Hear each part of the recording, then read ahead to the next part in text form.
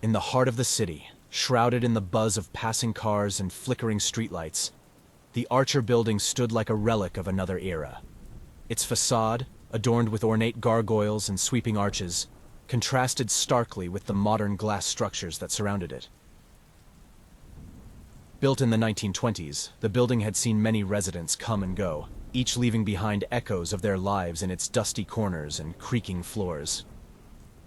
Derek Sullivan, after spending years chasing stories in quieter suburbs, had moved into the 12th floor of the Archer. His new home was a spacious apartment with a lingering smell of aged wood and a view that looked out over the ever-sleepy rooftops of downtown. He was drawn to the place by its history and its promise of quiet above the city's constant murmur. The evening he discovered the mysterious 13th floor was wet with a misting rain that left the streets glazed and shimmering under the streetlights. Returning from a long day of research at the local archives, Derek entered the dimly lit lobby of the Archer. The space was unusually quiet, the usual chatter of residents replaced by the soft patter of rain against the old windows. He made his way to the antique elevator, its brass fittings dulled by years of use, and pressed the call button. As he stepped into the elevator, he noticed something peculiar. A new button on the panel, marked with the number 13, glimmering under the flickering light of the elevator. Curiosity piqued. Derek remembered the building's blueprints, which conspicuously lacked a 13th floor. Traditionally omitted for superstitious reasons, its presence was both alarming and magnetic.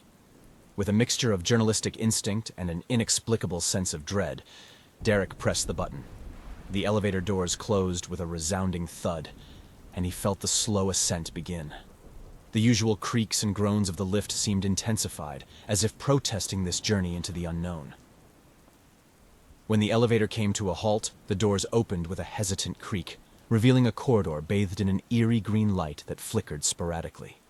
The air was unexpectedly cold, sending a shiver down Derek's spine. He stepped out into the hallway, the carpet a faded pattern of what might once have been lush reds and golds, now muted and desolate. The hallway was silent, save for the low hum of the flickering lights and Derek's own steady breaths. He walked past doors that mirrored those on his own floor, but with brass numbers polished to a shine, reflecting the dim light with an unnatural gleam. Each step felt heavier, each breath seemed to echo endlessly down the corridor.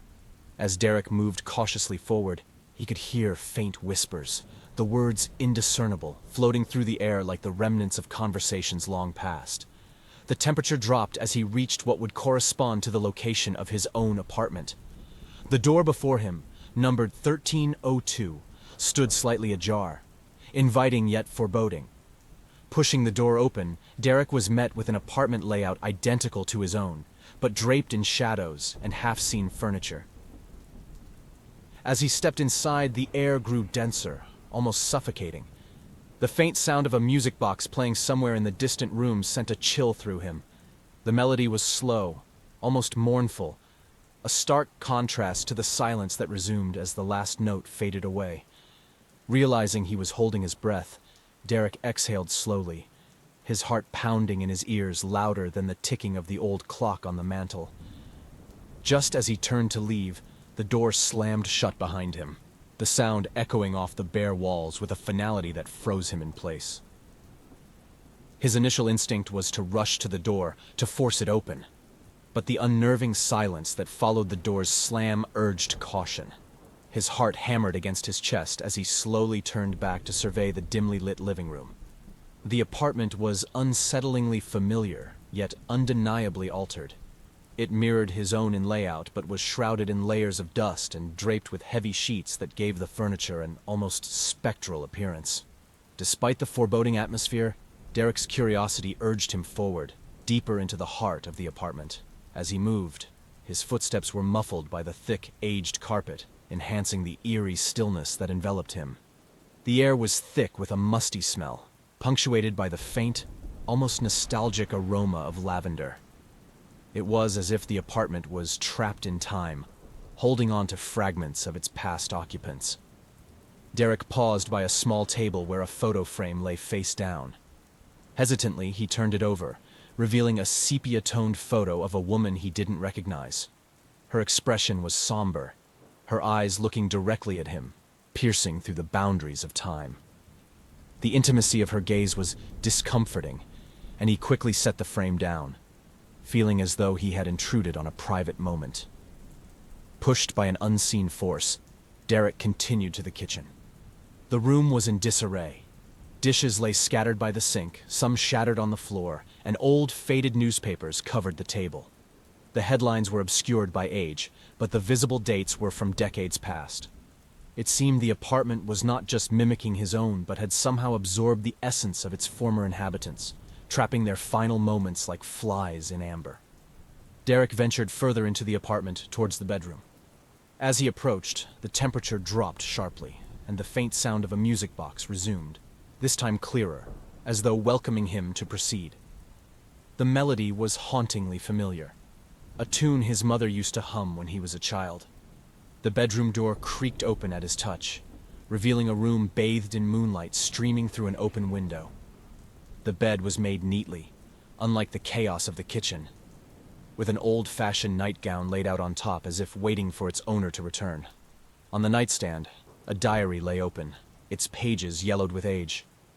Derek, driven by a journalist's instinct, skimmed the entries. They were written by the woman in the photograph, detailing her life and sudden, mysterious fears that began to consume her after she discovered something sinister about the building. As he read, the room grew colder, and the sense of being watched intensified. Derek's eyes darted around, half expecting to see someone standing in the dark corners of the room. The diary's last entry was abruptly cut off, ending with an unfinished sentence and a large, dark stain blotting out the rest of the words. Heart racing, Derek closed the diary. The apartment seemed to close in around him, the shadows deepening, the whispers louder. It was as if the building itself was alive, aware of his presence, and not pleased by his intrusion into its secrets. His initial fear morphed into dread, filling him with an urgent need to escape. He rushed back to the living room, to the door he had entered through, but found it immovable, sealed shut, as if it had never been a door at all. The air, once filled with the musty tang of forgotten years, now seemed to thicken, choking him with the palpable dread of entrapment. He scoured the apartment once more. His movements were frantic, touched with a wildness that bordered on hysteria. The echoes of the music box's melody played a torturous loop, its sweet notes now warped into a mocking soundtrack to his growing despair. As he moved through the living room, Derek's eyes caught a glimpse of movement in the reflection of a dusty mirror hanging askew on the wall. He spun around, but there was nothing. Only the furniture covered in sheets, like shrouded figures in a grotesque tableau. He stared at the mirror, watching as his own reflection seemed to distort, his features twisting into expressions of fear and confusion he did not feel. Or so he believed. Compelled by a mix of terror and the journalist's innate need to uncover the truth, he approached the mirror slowly. His reflection seemed to watch him come, its eyes glinting with a knowing sadness. Turning away from the mirror, Derek felt a shift in the air, a subtle release as if the apartment had exhaled. He followed this new current, finding himself drawn to the small study he had avoided until now. The door creaked open under his hesitant touch, revealing a room engulfed in darkness, save for the light from a single candle flickering on a desk littered with ancient tomes and scattered papers. Approaching the desk, Derek discovered a journal much older than the diary from the bedroom. Its pages were filled with frantic scrawlings of countless previous tenants, each recording their own harrowing experiences within the apartment. As he flipped through the pages, Derek realized that none of the entries ended. They all just stopped, mid-sentence, as if the writers had been suddenly pulled away from their desperate chronicles. Each entry was a mirror of his own terror, a loop of experiences with no escape. Derek's thoughts spiraled as he tried to piece together the history of the building, the mysterious 13th floor, and his sudden, inexplicable entrapment. Had the building lured him here with its enigmatic history, knowing he could not resist uncovering its secrets? Or was he simply in the wrong place at the wrong time, his fate sealed by a curious push of a button? In desperation, Derek attempted once more to open the door through which he had entered, but the door remained immovable. as unyielding as the boundaries of a nightmare from which one cannot wake. Exhausted and overwhelmed, he slumped to the floor, the cold seeping into his bones. Resigned yet unable to give in completely, Derek began documenting his own spiral into madness in the hopes that it might serve as another warning, or perhaps a cathartic release.